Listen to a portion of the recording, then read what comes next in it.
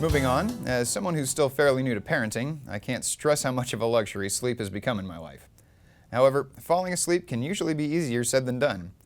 Earlier this year, Nebraska Extension's Susan Harris joined Market Journal to discuss the importance of sleep for ag producers and a few ways to get better rest. Why is sleep so important, and in particular, so important in the ag industry? Sleep is one of the most underrated, easy ways to stay healthy that I think a lot of us don't take advantage of, especially those in the ag industry. We have these crazy hours, especially during calving season, harvest season, taking shifts, sleeping 2 hours here, 2 hours there. It's just not enough to do what sleep does, which is, you can think of it as this cleaning crew that comes in and sweeps all the toxins out of your brain, and it sends a construction crew into your body to repair your organs, your heart, your muscles. Everything that's had trauma that day is getting repaired and fixed throughout sleep. And if you don't have that sleep time, your body's going to suffer. And especially, I think with farmers and ranchers, I'm really concerned about their cognitive issues.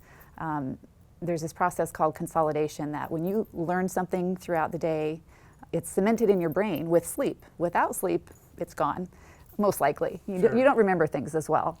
And you're klutzier.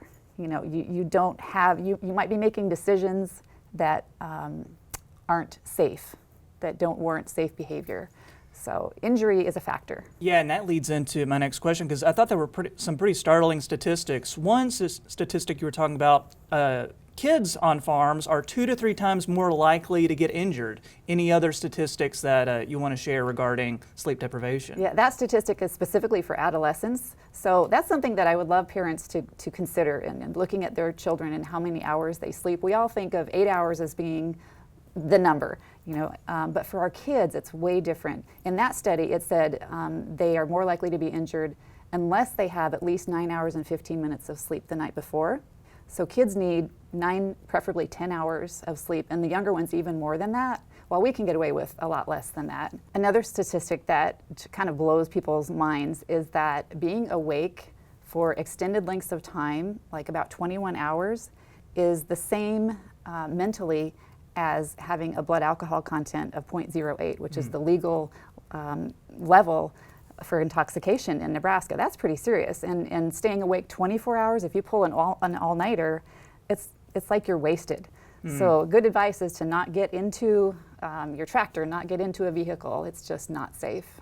And I would assume we're always talking about planting, we're always talking about harvesting, you know, seed selection. So I would think when it comes to a healthy lifestyle in the ag community, sometimes getting proper sleep isn't taken as seriously as it could be, right? It's a last priority. Why do you think that is? The work ethic.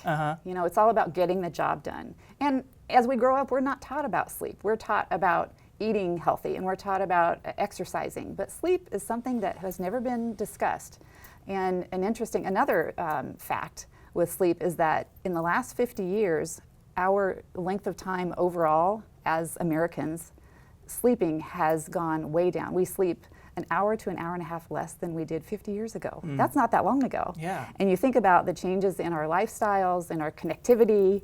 I think we can blame it on society.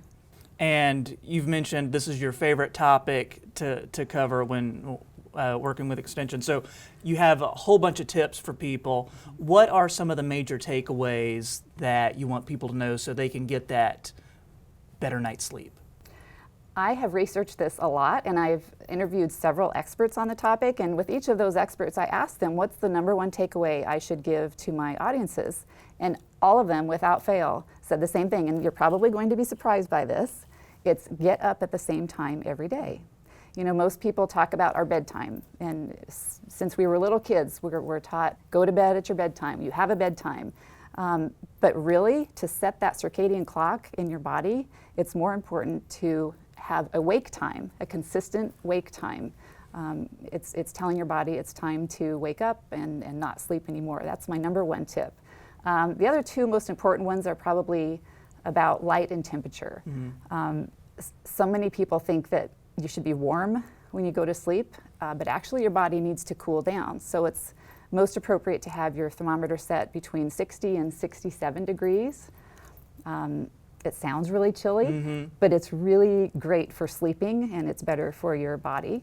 And the light thing is really important, especially as we age. Our eyes don't allow us to take in the amount of light that's needed to help set our circadian clock.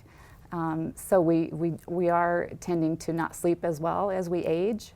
So exposing yourself to the morning light, going outside and taking in the sunshine, and then at night, again, it's important to lower the lights. You know, the same kind of theory, kind of follow the sun. Lower lights in the evening, brighten them in the morning, and it just helps your body set a regular cycle. It's all biology. It is. Yeah. It's all science.